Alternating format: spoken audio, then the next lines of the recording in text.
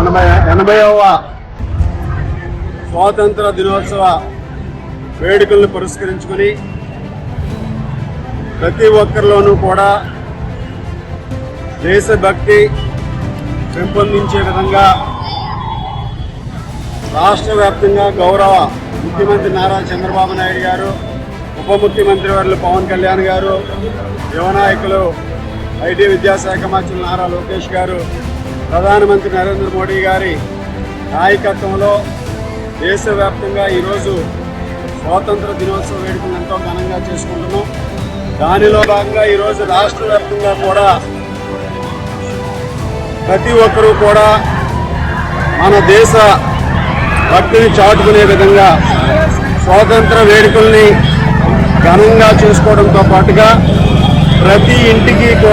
ఇంటిలోనూ కూడా స్వాతంత్ర దినోత్సవ వేడుకలు ఘనంగా చేసుకుని ఎవరైతే ఈరోజు స్వాతంత్రం కోసం పోరాడినటువంటి వ్యక్తులు కానీ, అదేవిధంగా స్వాతంత్ర సమరయోధులు ఈరోజు అనేక మంది ఈ దేశం కోసం పోరాడి ప్రాణత్యాగం చేసినటువంటి వ్యక్తులను స్మరించుకుంటూ ఈరోజు భారతదేశం గౌరవ ప్రధానమంత్రి నరేంద్ర మోడీ గారి నాయకత్వంలో ఏ విధంగా అభివృద్ధి చెందుతూ ప్రపంచ దేశాలలో ఒక ప్రత్యేకమైనటువంటి స్థానాన్ని ఏర్పరచుకుంటుందో అవన్నీ కూడా మనలో ఒక దేశభక్తి ఇంకా పెరిగే విధంగా ఈ వేడుకలు నిర్వహించుకోవడం జరుగుతుంది. దానిలో భాగంగా ఈరోజు ప్రతి ఒక్కరూ కూడా ఈ తిరంగా యాత్రని ఘనంగా నిర్వహించుకునే విధంగా మన తణుకు పట్టణంలో తిరంగా యాత్రను నిర్వహించుకున్నాం. దీనిలో పట్టణ ప్రజలు, విద్యార్థులను ఎంతోమంది ఈరోజు వేల సంఖ్యలో పాల్గొనే యాత్రలో మన స్వాతంత్ర దినోత్సవ వేడుకలను ఎంతో ఘనంగా నిర్వహించుకుంటున్నాం. అదేవిధంగా ఈరోజు ప్రతి ఒక్కరూ కూడా హర్ ఘర్ తిరంగా, ప్రతి ఇంటి మీద కూడా మన జాతీయ జెండా ఎగరవాలి. స్వాతంత్ర దినోత్సవ వేడుకలను పురస్కరించుకొని ప్రతి ఒక్కరూ కూడా మన ఇంటి మీద, మన వ్యాపార సంస్థ మీద, మన షాపుల మీద, మన స్కూల్స్ మీద, ప్రభుత్వ కార్యాలయాల మీద కూడా ఈరోజు జాతీయ జెండాని 3 రోజుల పాటు ఎగరవేయాలని ముఖ్యమంత్రి నారా చంద్రబాబు నాయుడు గారు పిలుపునివ్వడం జరిగింది.